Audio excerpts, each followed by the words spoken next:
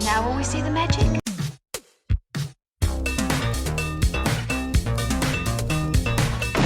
All right, where's Murray?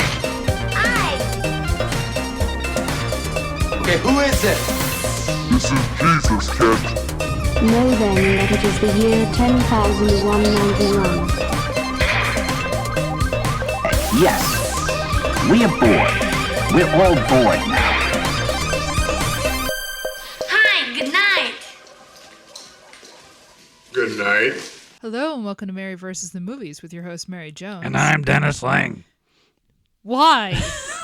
Where did that even come from? I don't know. That's just my voice now. No, it's not. Yeah, that is not your voice. This is how I sound now. I just suddenly got this voice. Of all the movies to do this on, I'm My baffled. beautiful laundrette. Yeah. What are we doing here? I'm so sorry that this had to happen, but it happened. So this episode, Yeah. I guess it's going to come out after Valentine's Day, like the day after. And Oh. yeah. Love is in the air. Jesus Christ. Anyway. So, yeah, okay. You said it. We're watching My Beautiful Laundrette. You're welcome. And so, we'd flipped a coin between this and A Room with a View. Mm-hmm. And I know a little bit about this movie, Oh. but I've never watched it. Hmm. And the only reason I think I know anything about this film was because, I mentioned, I guess, in the last episode that I had watched a, kind of little documentary miniseries, whatever, on Amazon about British film. And they mentioned this during the 80s. It is directed by Stephen Frears, who, is a British director. I think his best-known film at this point is probably The Queen. This is an earlier film, and it is about, if I remember correctly, a man from, I don't know if it's like his dad is from Southeast Asia or he is originally from, so I'm not sure if his parents are Pakistani or what, but they live in London. I believe it's London. And so they have a laundrette, over here it would be a dry cleaners, I guess, or like oh my God, what do you call it when you go do your laundry somewhere else? I want to call it a coin op because that's what the one that my uncle always went to was called, like, the coin op, but I can't remember what it's called. Anyway, Yeah, I'm thinking that Dr. Horrible's. yeah, what do you thing. call the laundry place? We used to go to one in Mount Airy. We did. I tedious. God. So anyway, I don't know if it's like they own the laundromat. Oh my God. Right. Jesus. It's been a long week. I had to do like a bunch of presentations at work. I'm very fried. I don't know if it's that they own a dry cleaner or a laundromat, and gets into some kind of a relationship with a white guy played by Daniel Day-Lewis. He might be a skinhead. This is, Thatcher's England and all that. Yeah. And I don't know a whole lot more than that. So, it's race, it's homosexuality, it's Thatcherism, it's a whole stew of things. My gut feeling is that it's not going to have a happy ending. Not like the last film we watched. Welcome to art films of the 1980s. Everything's kind of terrible, and you're going to be sad.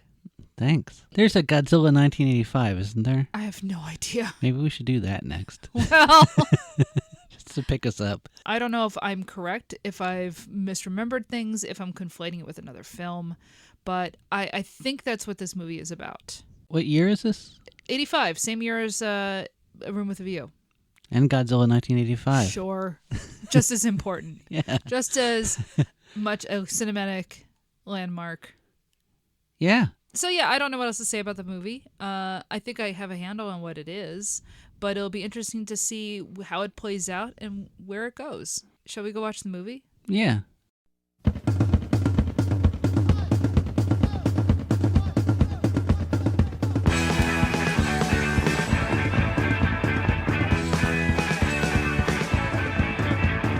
Soap quarters and bleaching laundry are the words I use at the laundromat. Reading the news and watching the people, that's what I do at the laundromat. At the laundromat, my heart grows fat. My clothes get dry, I stop inside. Dreaming. Would you believe this is actually how I remember the 1980s being like?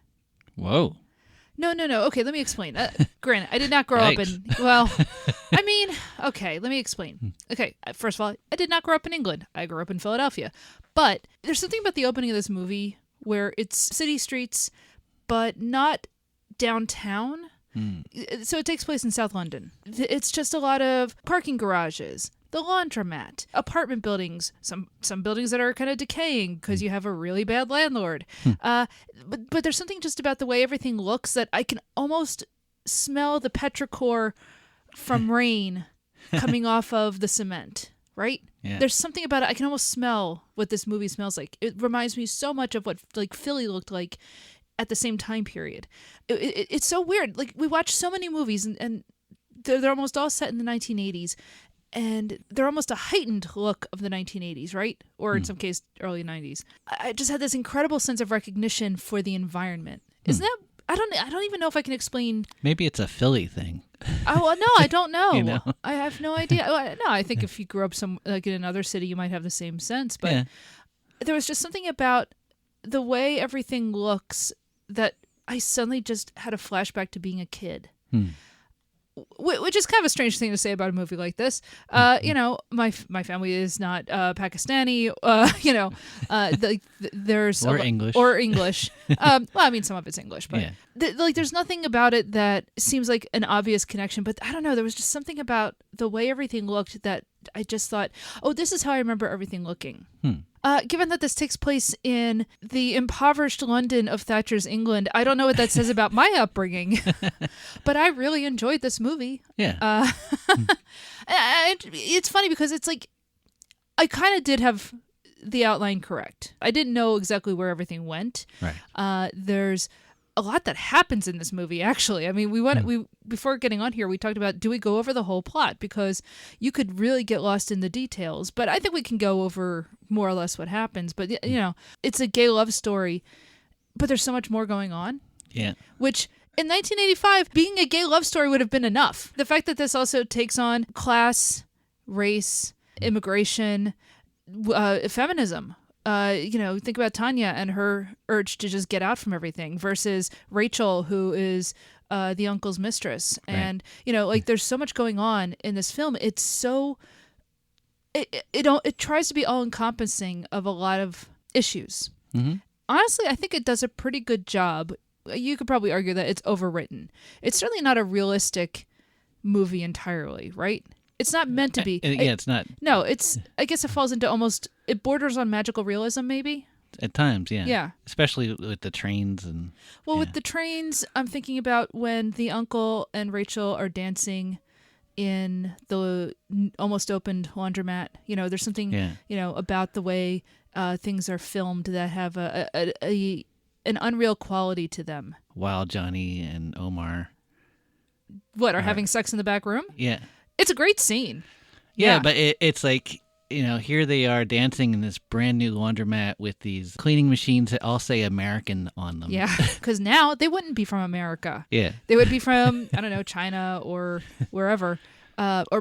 Well, see, heavy equipment, I take that back. It might get made in like Mexico, but it just seems like this kind of dance of consumerism or something. Oh, like, I hadn't thought of it that way. I kind of like that. This is the best of everything right here. But in a way, it is the best of everything. Yeah. Actually, in that moment, you know, consumerism aside, it is the best in that moment because it is this, you know, brief moment of harmony. Yeah. Which is not sustained through the film, although the ending, it has kind of a happy ending. It's certainly an optimistic one. I feel like there's a lot of parallels between this and The Sopranos. Oh, wow. Tanya's a lot like Meadow. Sure, yeah. And, you know, there's a lot of like Italian identity that, you know, kind of mixed with Pakistani identity. Mm-hmm.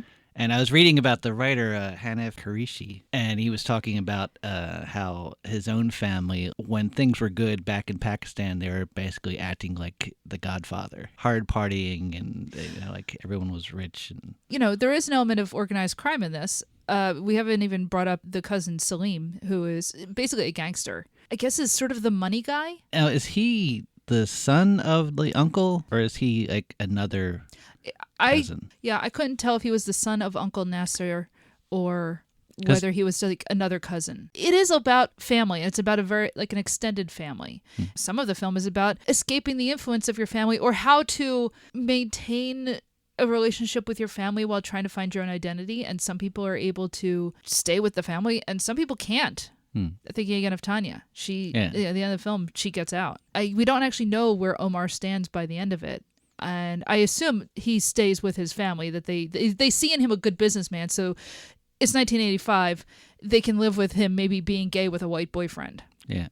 Because he's really good at this business. So at least that's kind of what I get from the ending. But the interesting thing about the gay relationship is that it seems like everyone is more upset that they're English and Pakistani rather than gay. It's interesting. I wasn't sure if the way they felt was because they keep trying to get him married off because that's what you're supposed to do. Yeah. So they keep trying to set him up with his cousin Tanya. She's not that interested. She likes her cousin. You don't get the sense that she actually wants to get married to him or maybe to anyone. I think they're more concerned about marrying him off, whether they think his being gay is like a phase or something that can be corrected or something that they can just live with. You're right, though, that they're actually much more concerned with the fact that he's dating a white guy. Yeah. Now, are they concerned that he's dating a white guy for... He was a skinhead. He's not now, but he's also still in contact with those other guys because they all grew up together. Gay or straight, I don't know that you should be with this guy. Yeah. On the other hand, the film does show us that he is loyal to Omar in the end. And the interesting thing is that both of them go through all this stuff as well. Like, they both have the same questions. Everyone is kind of lying to themselves and everyone else. And Omar, even while he's, falling back in love with Johnny, he can't help but bring up like, oh, by the way, I remember you protesting against us. You broke my father's heart and this whole thing. My father did so much for you. And so let's talk about what actually happens in this film. Yeah. The movie actually doesn't even open with Omar. It actually opens with a couple of young white guys getting thrown out of I don't know if they're squatting or if they are actually living in that flat. I get the feeling that they actually live in the flat. It was Salim throwing them out, which I didn't realize at the time. Well, no, that's what I like is, so the guys getting thrown out of the flat, one of them is Johnny, played by Daniel Day-Lewis. These are rundown slums owned by this Pakistani family who Omar is part of, although he is not part of the family that's running the apartments.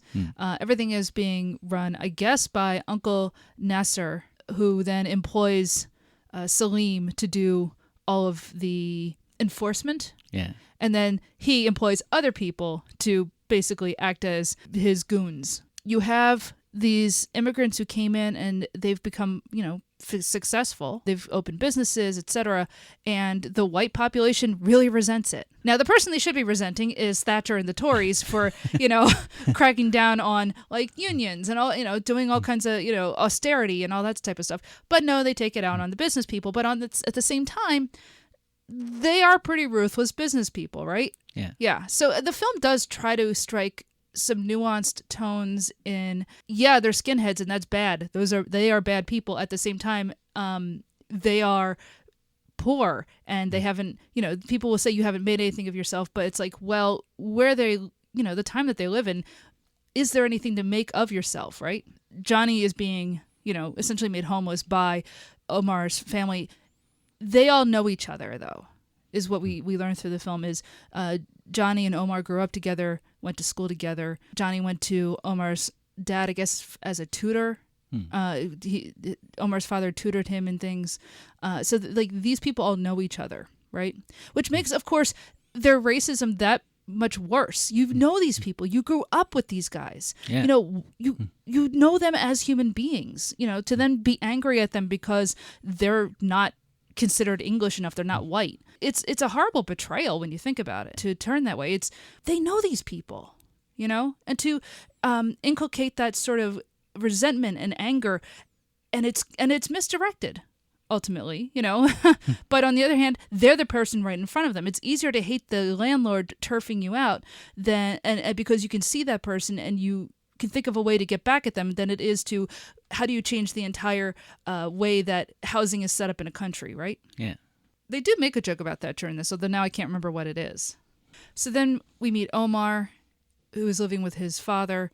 Omar's mother has died by suicide. That was mostly driven by his father being an alcoholic, I guess, and losing kind of all of his status. When the father was in Pakistan with his brother, he was a well-known journalist and an intellectual and like a communist, and basically had been driven out by what would you say, the religious turn that happened in Pakistan. They're not terribly religious family. Kind of hard to be religious when you're a communist, but but unfortunately he's an alcoholic. He drinks vodka all day long. He can barely move at times. His whole life is a shambles, and you get the sense that they're kind of being sustained by Uncle Nasir's beneficence, shall we say. So the father wants Omar to go to college. Omar's not really looking forward to going to college, so instead he is set up to work for his uncle. At first he's working in... The father sets him up to work with his uncle. Yes. And to find a wife. Well, yeah.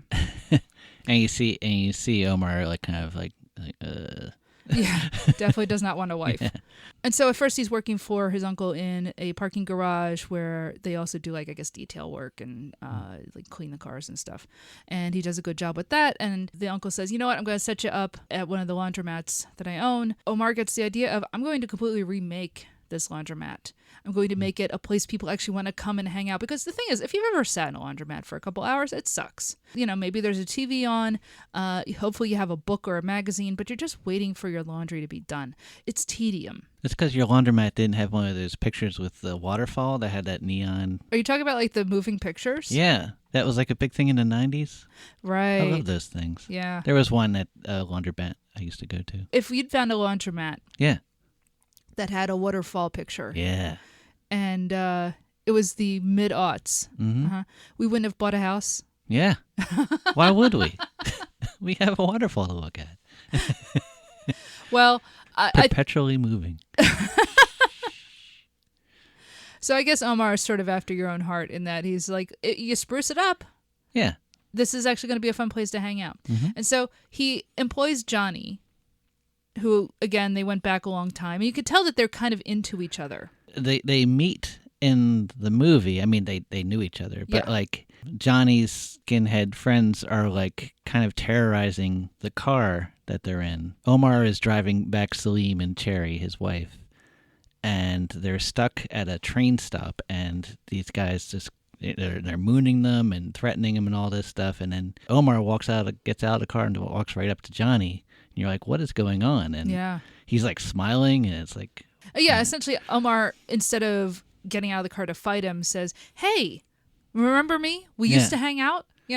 Which, if you have the guts to do that, it seems to have worked, at least in this film. Yeah. Personally, I don't think I would have done that. I'm not just a coward, I'm smart. This sparks something in Johnny, then spends the rest of the film kind of acting not exactly as a guardian for Omar, and he's definitely ambiguous in the way he's handling all of that, And the rest of the family is like, wait, how are you hiring someone? You don't have any money. Yeah. And it's like, well, if I pay him in, shall we say, physical attention, does he even say sex is a good thing or something? Sex can be a good thing. I think he says that. I missed that line entirely. Yeah. What? He says it straight out to Nasser. I don't remember this at all. In terms of paying Johnny in sex? I don't know if it's about Johnny, but he specifically says it. And he's very serious when he says it. I'm not saying you're wrong. I just don't remember that. Wow, how did I miss that? That's incredible. There's so much in this movie, though. Every scene is kind of mapping out all kinds of different things. That's true. I don't want to say the script is dense necessarily, because it doesn't play dense. It plays very light. Mm-hmm. But yeah, I have a feeling there's a lot that's being said that sometimes might go right past you. Anyway, so Johnny works for Omar.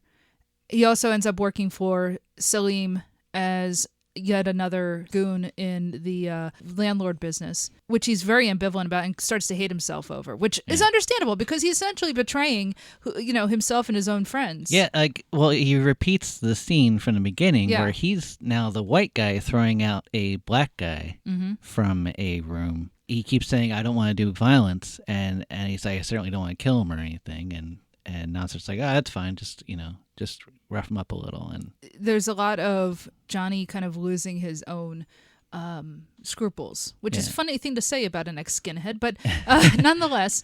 But also he's even asking Nasser, like, isn't this kind of hypocritical? Like, for him, it's always like whites against everyone else. Right. So he sees this as some kind of betrayal. Yeah, I think he sees, like, why are you going after another immigrant? And, as far as Nasser is concerned, like, I don't know this dude. Yeah. Like, we're not on the same team. Just because we're not white does not mean that we are on the same team against you. Like, which is true. And I think for Nasser, he's I'm going to say his name different every time. I think. Know. I suck at this. I'm really bad. But I think for him, like family is way more important than race. Oh yeah, absolutely. And that, it's if you're a friend of the family, then okay, you're in. But you're still on the outer circle. Right. Exactly. Again, you brought up the Sopranos, and there is a sort of like mafia aspect to everything these guys do.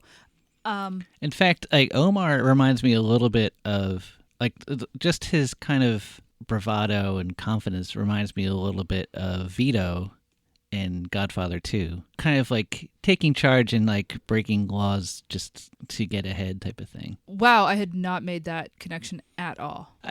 Just young Vito fascinates me in Godfather absolutely. 2, and I feel like he's easy to forget because we always think about Michael and older Vito. Right.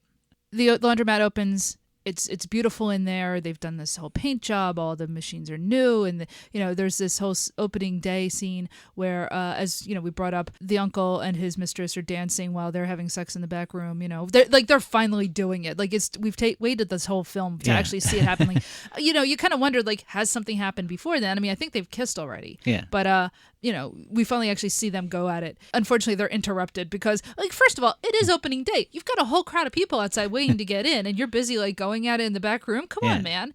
I'm sitting here with, like, a bunch of dirty underwear. And you keep having this sense of, like, oh, my God, are they going to get caught? Are they going to get caught? And, I mean, they are kind of caught. Yeah. But at the same time, it's like, yeah, you're caught by the uncle and his mistress. Like, everybody has something over another person in this film. Yeah. Like, nobody has a clean slate. But there's this amazing shot in the laundrette. There's this two-way mirror. The one side mirror is completely dark, and the other side is this bright, sunny, whatever. And there's this one shot of Omar just looking out on this big party, and Johnny walks up smiling in the mirror, and basically kind of takes over. It's like Omar's seeing himself finally become British. Oh, yeah. The way is like their faces like suddenly are combined in the mirror. It's a great shot. There's so many amazing shots in this. There are a lot of interesting shots, and there's a lot of stuff that's nicely framed in this. There's one scene where while they're looking at what to do on the inside and deciding whether or not to hire Johnny, there's this wonderful way that it's shot with Johnny leaping over a counter and following them through the building, that there's like a fluidity to the way everything moves, that he almost looks like a dancer. And the camera work almost reminds me of the way Spielberg moves his camera. Yeah, it's very much like that West Side Story. Oh yeah. Some of the shots they did recently, but like Stephen Frears, he comes from television, and you can tell it's very like everything is kind of like claustrophobic. A lot of times, like something will happen to Omar, like some big decision or something, and in the frame is Salim in one side, and then like Johnny's racist friends on the other side, like all in the background, all blurry, but they're there. You just feel them lurking. Everything that he's planning has these enemies. It's all in the same shot. Like it happens constantly. It's like television in that it tells everything with like this kind of economy and just enough characters type of thing. It almost feels like a play. Yeah. Actually, the way, first of all, some of the dialogue is written, people have monologues. There's a lot of like two people in a scene. A lot of it does remind me of how a play works, which I found interesting because it wasn't. It was later adapted into a play. It came out 2019. Of course, COVID came. Yeah. Knocked it out, and now it's coming back. So. Oh, okay. Over in London? Yeah. Okay. So you have Omar working at the laundrette with Johnny, who is sort of also working as a hired goon, and starts feeling a lot of self-hatred. Interestingly enough, you never get the sense that any self-hatred is because that they're gay or in that relationship, but it's more like, what am I doing working for these people who hate me and they're invading our country, because he's still got his, skinhead friends around. Yeah. And that's all they say. Omar is being pressured to marry his cousin, Tanya, who does not want to get married. We have a lot of scenes of Nasir's house. He has a big house with a big garden and throws big parties, and he's a big success. And meanwhile, all the people live in slums. He has a portrait of immigrant success. That sounds pretty good. But how is that being, created? How's that being maintained, And so the film's not uncritical. As the film goes on, essentially all of these tensions come to a head. You have also got the fact that the uncle's wife finds out about the mistress. And so, that relationship is broken apart. That's not surprising. I mean, he is cheating on his wife. I mean, that was going to happen. And that happened from Tanya confronting the mistress at the laundromat. On the opening. Yeah, on the opening day. Because they had this big fight. And and so things come to a head where the laundromat is open on that first day, and Johnny has been working, off at a party, and, he feels all this like kind of anger and loathing, and he goes back to the laundromat, which is open 24 hours, and all of a sudden Omar's father finally shows up. Mm-hmm. When he's supposed to have showed up like 12 hours earlier. Yeah. But because, he's got his own issues, he doesn't show up until now. They have this, interesting confrontation. The father is essentially saying, but not saying, stay away from my son. You're no good. You never did anything with your life. I want him to go to college. I don't want him to work in a laundromat. For a guy who is a supposed to be a socialist and a communist and, this great thinker, he's very class-oriented. He's very snobbish. Yeah. And essentially is saying, you're not good enough for my son for two reasons. One, you're a skinhead. Now, there he's right. Yeah. That's a problem. Now, I do think that the film is partially about Johnny becoming a better person and moving away from being that guy. Right. A lot of the film does deal with that. But, Omar's father is right to be wary of this guy. But on the other hand, he's also like, you're not good enough for my son, like on a class level. He's better than you. He should be in college. You should all have gone further in school. You didn't make anything of your life. And I'm thinking to myself, wait a minute, we're not all going to be scholars, but everybody deserves dignity, right? And I do think that's sort of going on in the background of this film is like, I'm sorry, not everybody is going to be an intellectual who, reads, Marxist theory or something, but we all deserve a decent place to lay our heads and 3 square meals and free time on the weekends. Like we deserve a decent life. Everyone deserves that. It doesn't matter what you've done with your life. This is a world of abundance. We don't have to live under Thatcherite austerity. We don't have to be snobbish towards each other, So you've got all of these different things roiling around in the background of the film.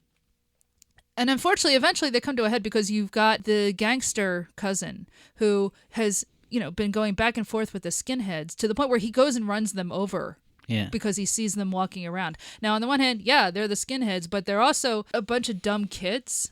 Homeless. Yeah. Just like wandering the streets. Right. With nothing to do. And he does this while Johnny's in the car. Yeah. Talking about like his own friends that he grew up with. And he decides to just basically hit them with his car.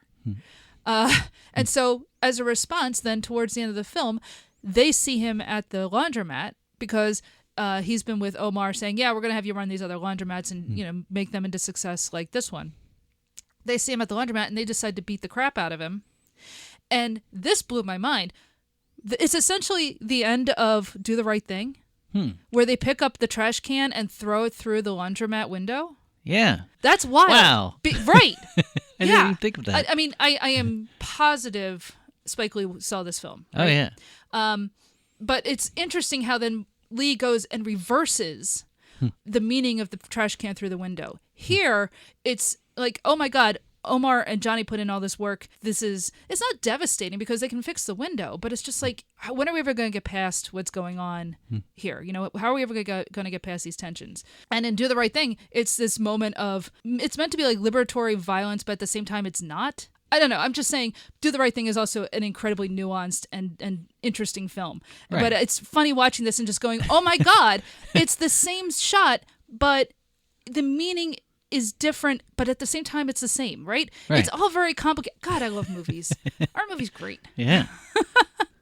You know what? Both movies kind of look the same. They're very colorful. Yeah. They're both set very in cities. tense. Yeah, very tense. Very just kind of ratcheting up, and then this one event happens. Yeah. Yeah. But they also feel very much of the place that they're in, because it is, in Do the Right Thing, it is the hottest day in Bed-Stuy, and you can feel it, right? Yeah. And this is like rainy London. Everything looks chilly, but it's not like winter necessarily, but everything just looks kind of half dead. Yeah. And the temperatures are so different in the films, and yet they're not dissimilar. But then, that's the end of the film is, because Johnny does step in to try to break up the fight, and also gets beat up by his own ex-friends at this point. Yeah. Yeah. And so the end of the film is, one, you have the father and the uncle talking about, we came to this country, and they don't know what the future is, but they try to plan for the future. It doesn't even matter what their plans are. Right? They can sit there and talk about what they think their children should be doing, but they actually don't have any control over them, because as he's talking, because at one point they says, well, at the very least we can get Omar and Tanya to marry each other. We can make everything work out. This is all going to work. That'll fix everything. That'll fix everything. We have all these plans. It's going to be fine, because he doesn't know about the fight. Yeah. He doesn't know what's going on. So they have this idea that they've set up this future for their kids. In fact, there's all these kind of cuts of them smiling and just, reminiscing and working it all out. Yeah. And then it goes back to, the fight. The fight. And it's great the way that they intercut the two things happening, because then you intercut, and when he says about, and we'll get them married, you look over and you see that Tanya has packed up her bags, and this has been going on through the film, and she's at the train station right across the yard and waiting to get on a train and leave the family forever. Yeah, and a train goes by and she's gone. It's like a Buster Keaton bit or something. Not where I would have gone, but okay. But then the end of the film is Omar and Johnny essentially making up while cleaning Johnny up. And you could see one or two scenes actually, because it cuts from them outside of the laundromat to them in a bathroom, as he's actually washing the blood off. And, because he's so angry, Johnny is very angry at first and essentially doesn't want Omar to touch him at all. I'm just oh my God, this is the end of the film. But what I found interesting is you get to the very last scene with them in the bathroom, and they're cleaning him off, and Johnny actually smiles at him. And they start splashing each other just like A Room with a View. He's like, man, I wanted to be in there with those guys. I finally get to do it. That's true. I don't have to be this stick up the butt Englishman in this one. Exactly. But no, what I like is, because it's that moment of smiling and playfulness, you get the sense of whatever happens, they're going to try to make a go of it. Yeah. It's this wonderful moment of reconciliation between them. Up until that moment, I really thought the end of the film would be either Johnny joins the skinheads again and burns the place down, or Omar throws him out. I thought something horrible was going to happen to their relationship, and it doesn't. So I really found this film interesting. The fact that they're gay, yes, it's 1985. They don't want to be found out, etc. At the same time, you never get the sense anybody's actually going to disown Omar. Everybody kind of knows, and yes, they're still trying to marry him off, but at the same time, I never get the sense that they're going to abandon him. That's not actually what you expect from a film in 1985. You know what's funny about this movie, though? What? So this is the first movie put out by, I guess it's called Working Title. I've heard of that. Why have I heard of that? Well, you've heard of Working Title films because what they're mostly known for is movies like Four Weddings and a Funeral and Love Actually, and I think Bridget Jones's Diary, the whitest of English films you've ever seen. So it's really weird that they start off with this. This was an indie film shot on 16 millimeter. As you pointed out, Stephen Frears was coming from television. This is nobody in this was a name yet. I take that back. Actually, Saeed Jaffrey actually does have like a long career and stuff. Yeah. He was probably like the best known at the time as an actor. Also, Shirley Ann Field. Oh yeah, you're absolutely right. Who plays Rachel? She's the mistress, right? And she has a long career. Like Daniel Day-Lewis, nobody knew who he was at the time. Yeah. So it's interesting that like, you know, you go from this movie, which is about a whole bunch of different things, and it's not a white movie. Yeah. And where does that production company go? Bleach. Now I say that as somebody who I actually really like Four Weddings and a Funeral. Now was the Queen also that? I don't know who produced The Queen. Yeah. But it is weird. That's again, Stephen Frears goes from making this and then what? Dangerous Liaisons. Yeah. Which we are going to cover at some point because I've never actually sat and watched it. And he made High Fidelity. I like High Fidelity. I watched that movie a lot when it came out. I don't know what that says about me, but I really liked that movie. Well, it sounds like this Hanif Kureishi. Yeah. Is like it's his story. Oh yeah. Like it's not autobiographical, but it's close, and in fact his family is kind of because he's written a bunch of novels about this, novels and screenplays and that kind of thing. Really? And his family has kind of come out against him for, you know, things he said. But I just find it interesting that Frears, you know, does such a really interesting job here. And then, yeah, he just starts making a lot of dreck. I mean, Florence Foster Jenkins? Come on, man.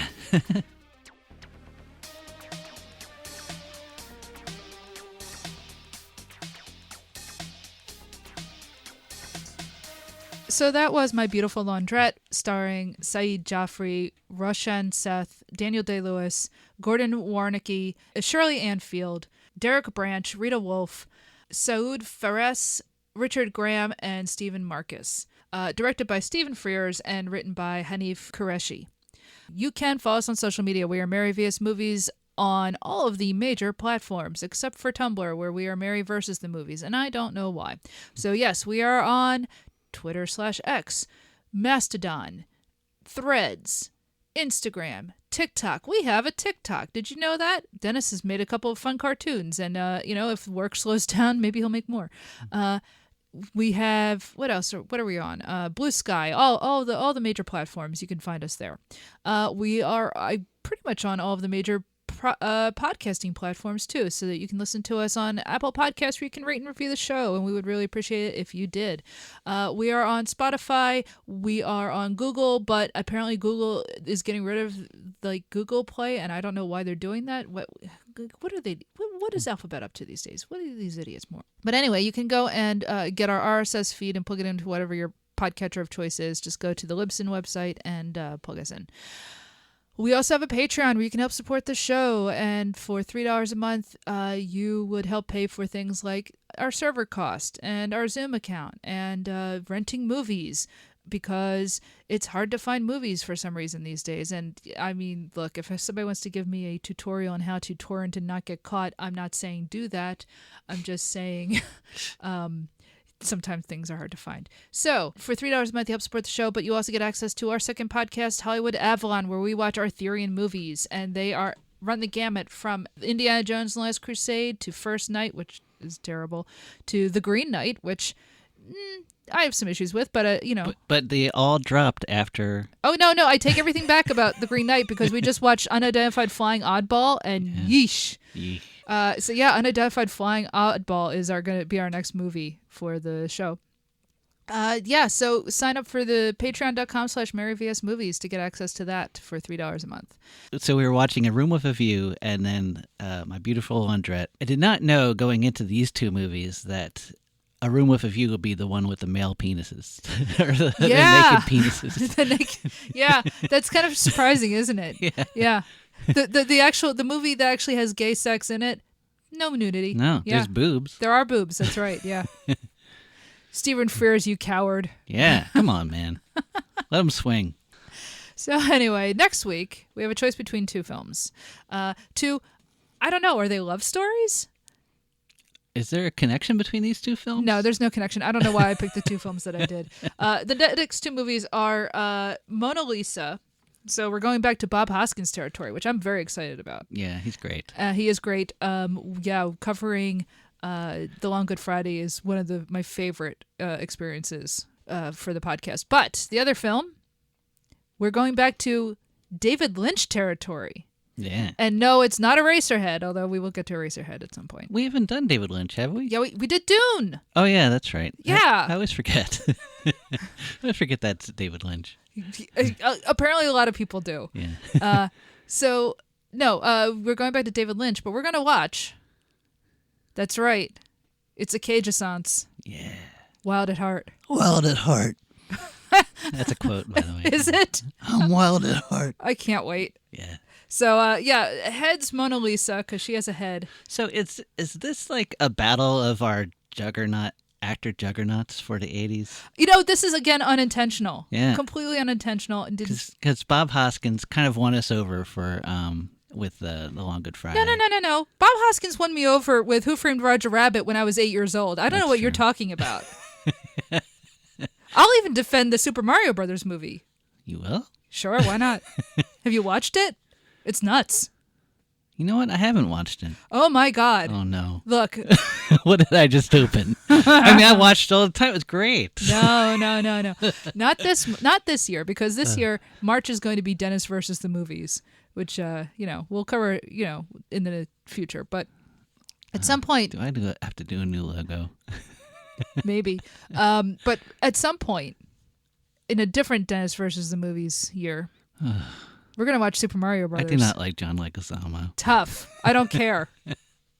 So anyway, you're going to flip now between Heads, Mona Lisa, Tails, Wild at Heart. Wild at Heart.